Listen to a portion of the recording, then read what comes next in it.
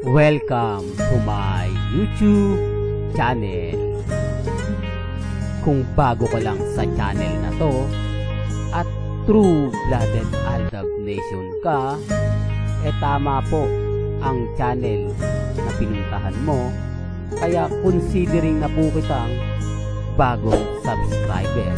At huwag mong kalimutan pindutin yung bell para lagi po kang updated sa bagong video na ilalabas ko. Salamat po sa iyong pag-click sa channel na to. Welcome back mga kaaldab. Ito na naman po ang inyong lingkod, si Mr. Destiny. At siyempre panibagong update, panibagong video na naman po tayo. Ito po yung pinaka-latest mga kaaldab na mga nangyayari ngayon at nagaganap po sa social media. Pasensya na po kayo mga kaaldab dahil medyo nagloloko na naman po ang ating microphone. Sabi ko nga po sa inyo, pasensya na lang sa mga taong makakapanood o makakapakinig sa boses natin na hindi na naman maganda. Sabi ko nga po sa inyo, medyo luma na po yung ginagamit natin. Pero kita nyo naman kahit luma, patuloy pa rin po tayong nagbibigay ng update para lang po kay na Mr. and Mrs. Paul Kerson. Sa ngayon kasi mga kaaldab, trending na trending si Alden Richards. Nag number 1 po ito sa view sa kanilang platform mga kaaldab. Siyempre kapag nag number 1 ka, ibig sabihin mabagong mabango ka. O kaya nga po sandamakmak na naman po ang mga bali-balita patungkol kay Alden Richards. Sabi ko nga, alam nyo, pagdating kina Alden, sila lang naman po talaga yung bida.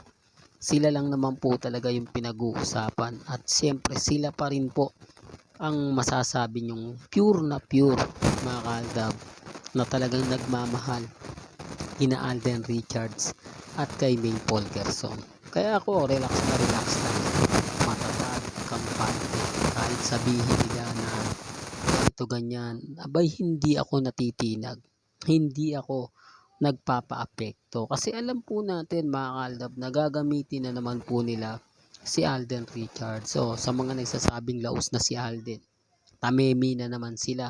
Sa mga nagsasabing hindi daw magkiklik ang Love Siargao, nag-boom na naman. Kaya nga po yung GMA Kapuso, sa ayaw at sa gusto po nila, si Alden Richards na nasusunod.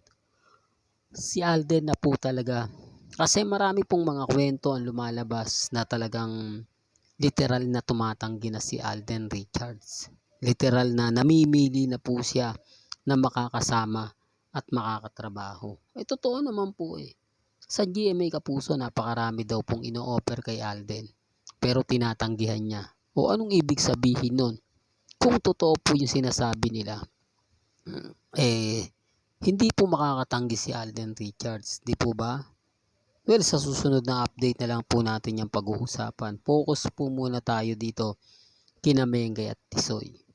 Sa mga bitter po hanggang ngayon, wala po kayong magagawa kundi tanggapin ang katotohanan na lahat ng mga endorsement ngayon ni Alden Richards umaayon at pumapabor po kay Maine. At siyempre sa dalawa, bakit nga po ba yung tide bumalik na naman po? Yung dati-rati na mga endorsement ni Alden Richards sa Aldab Nation muling sumisigla at medyo nagbabalikan paunti-unti. Hindi ko sinasabi na ganito ganyan, makikita nyo naman po at mararamdaman naman. Kaya nga po sandami po ng mga taong nagagalit sa akin, naiinis. Unti-unti po akong lumalakas. Kahit po nang bubwisit sila, wala naman pong problema. Ngayon, sikat na sikat yung Love Siargao. Marami naman magre-react niyan. Naku, hindi mo naman pinopromote yan. Kahit hindi ko po pinopromote ang Love Siargao, alam natin na magkiklik yan.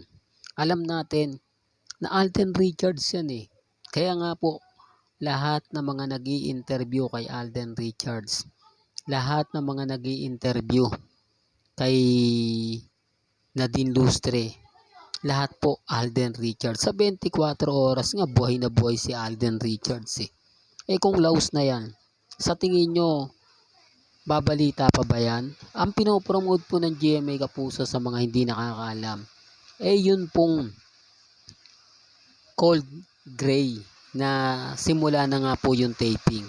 Simula na nga po raw ng bagong aabangan kay Alden Richards. Siyempre isasabay po nila yan sa Love Siargao. Kung gaano kainit ang Love Siargao, ganoon ang promotion ng Cold Gray. Sa tingin niyo, sino nga po ba ang lady ni Alden Richards dyan? Di po ba wala? Bakit ang GMA Kapuso hindi nagbibigay ng lady kay Alden Richards?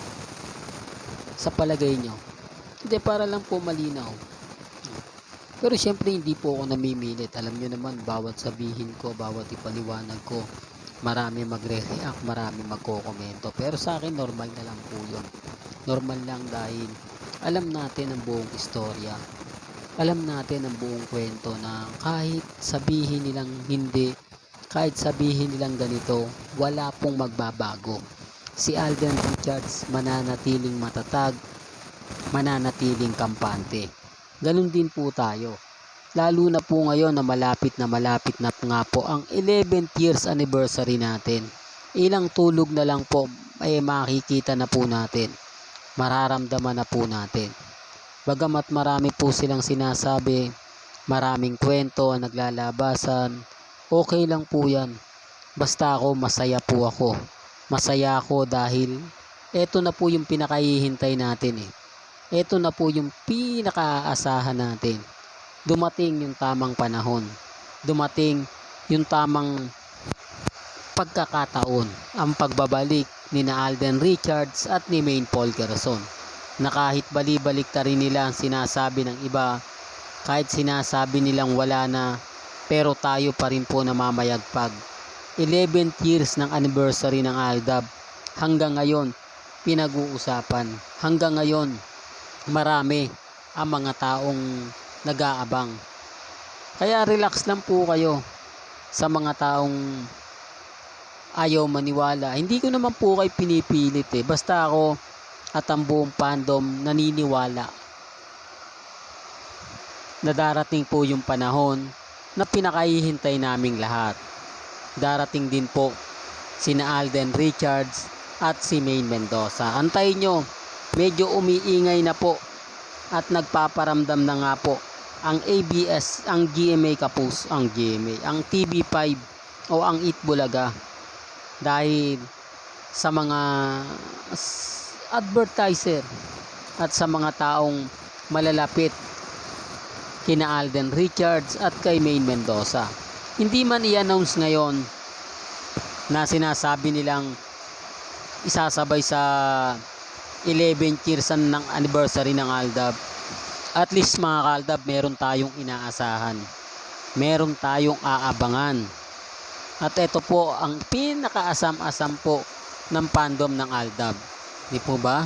Sina Mengay at si Alden Richards. Darating din po yan mga Kaldab. Kaya maging relax lang po kayo. Maging matatag. Kahit sabihin nila na ganito ganyan, wag po kayong padadala. Si Alden Richards gagamitin na naman po. At lagi naman po talagang ginagamit si Alden.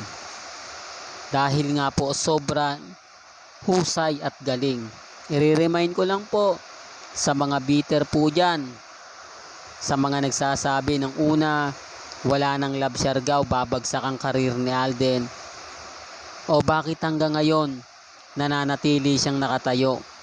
O bakit hanggang ngayon maraming artista po ng GMA Kapuso ang gusto siya makatrabaho, pero lahat po yun inatsupera niya, lahat po yun talagang tinanggihan niya. Hindi, sinasabi ko lang po ito mga Kaldab para lang po malinaw at para lang po klaro sa mga taong nagtatanong at bumabatikos po sa akin.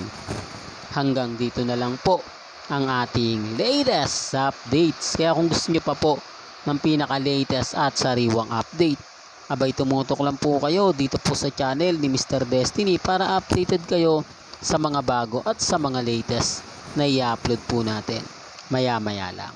Kaya kung bago ka lang sa channel na to at isa kang true-blooded Aldab Nation na nagmamahal kina Mengay at Isoy, tama po ang channel na pinuntahan mo. Kaya consider na po kitang bagong subscriber. At huwag mong kalimutang i-share ang mga video po natin sa mga mamis, sa mga titas at sa mga senyor. Hanggang sa muli, salamat po sa panonood at pakikinig.